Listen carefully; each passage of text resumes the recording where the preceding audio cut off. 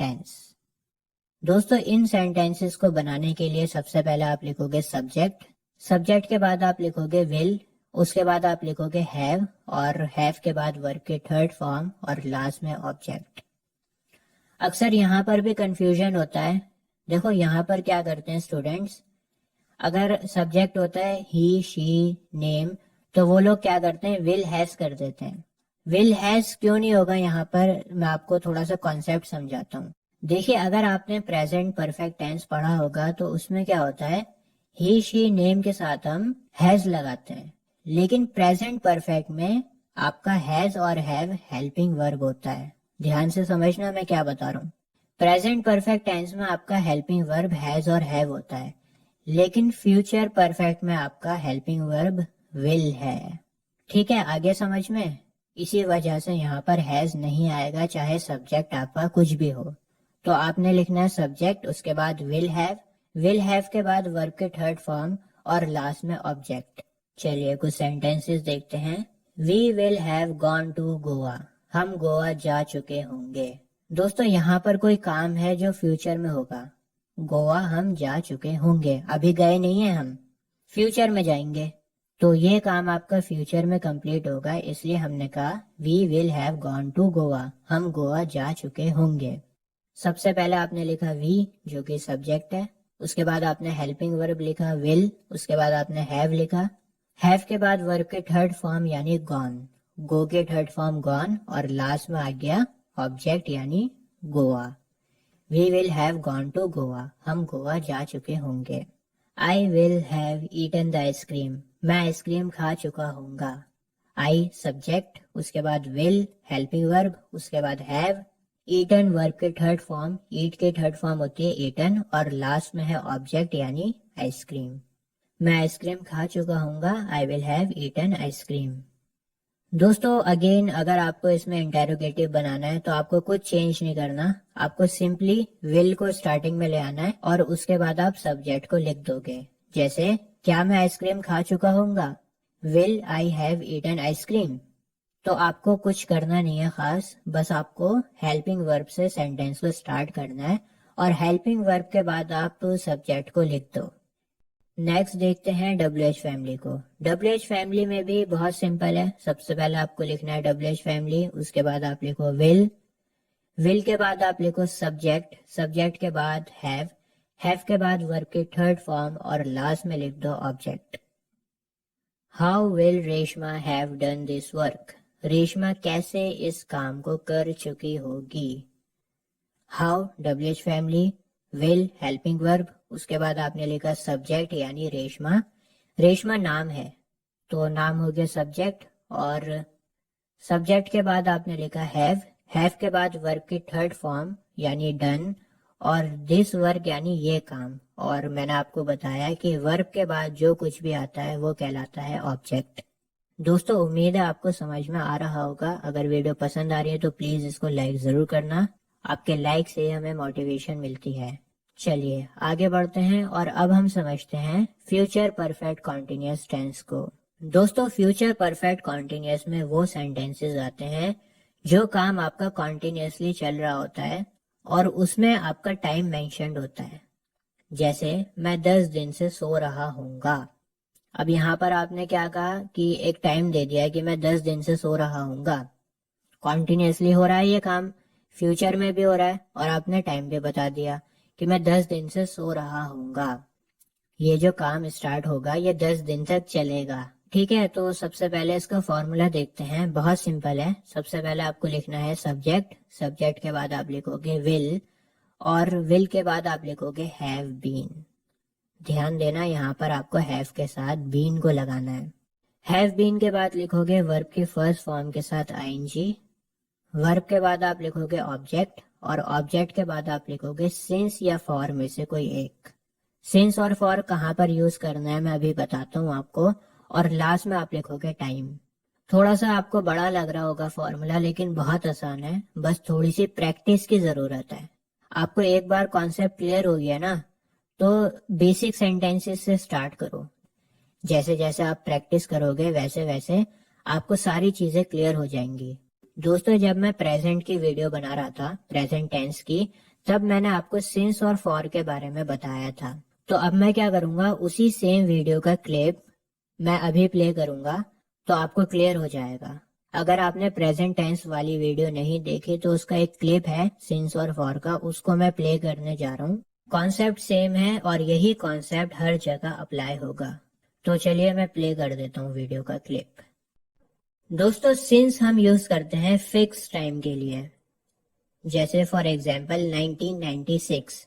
अब 1996 जो है वो फिक्स टाइम है। अगर मैं आपसे कहूं कि 2019 के बाद 1996 को ले आओ तो क्या आप ला पाओगे? नहीं ला पाओगे। 1996 फिक्स्ड है। 1996 1995 के बाद आया है और 1997 से पहले आया है, उसको आप हिला नहीं सकते, वो फिक्स्ड है। इसी तरह मैंने कहा संडे। अब संडे भी फिक्स्ड है। संडे हमेशा सैटरडे के बाद आएगा और मंडे से पहले आएगा। अगर मैं आपसे कहूं कि संडे को थर्सडे के बाद ले आओ तो क्या आप ला पाओगे? कभी आज तक ऐसा हुआ है कि थर्सडे के बाद संडे आया हो? नहीं हुआ। तो संडे, मंडे, ट्यूसडे ये सब फिक्स्ड है।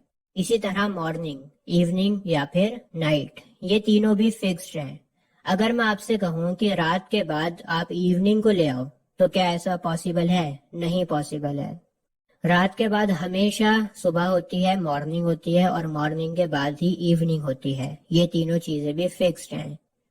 और इसी तरह हमारे मंथ्स भी हैं, जैसे फॉर एग्जाम्पल जनवरी।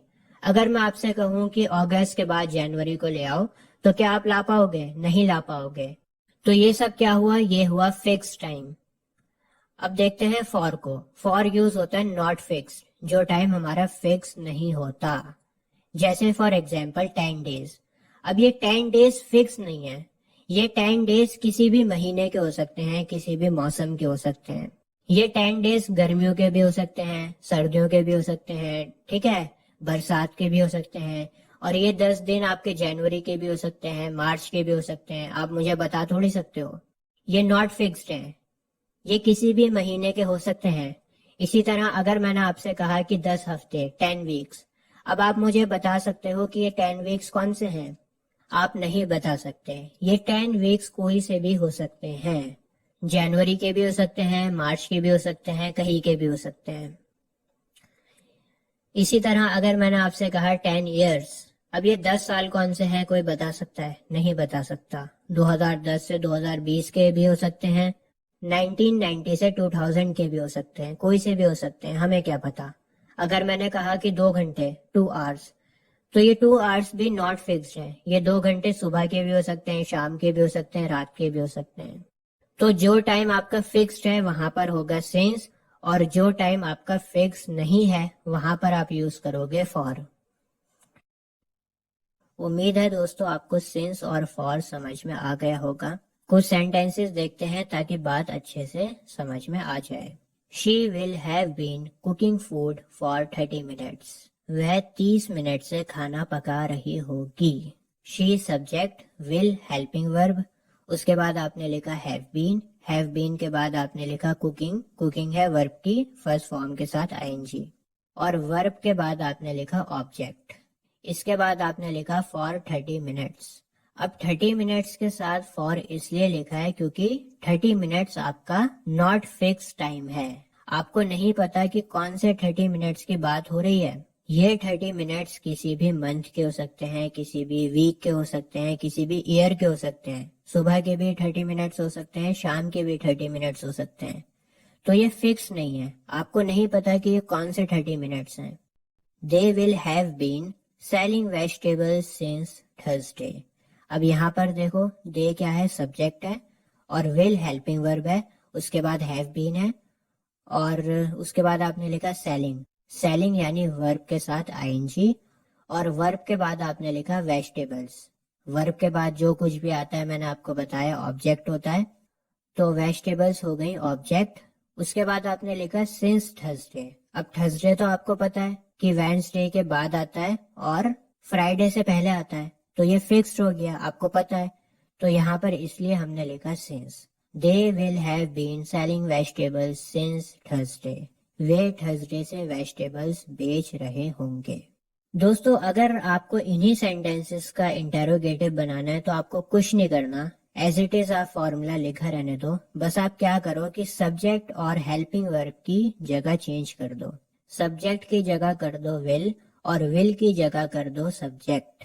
जैसे for example, will you have been selling vegetables since Thursday? क्या तुम थर्सडे से वेजिटेबल्स बेच रहे होंगे?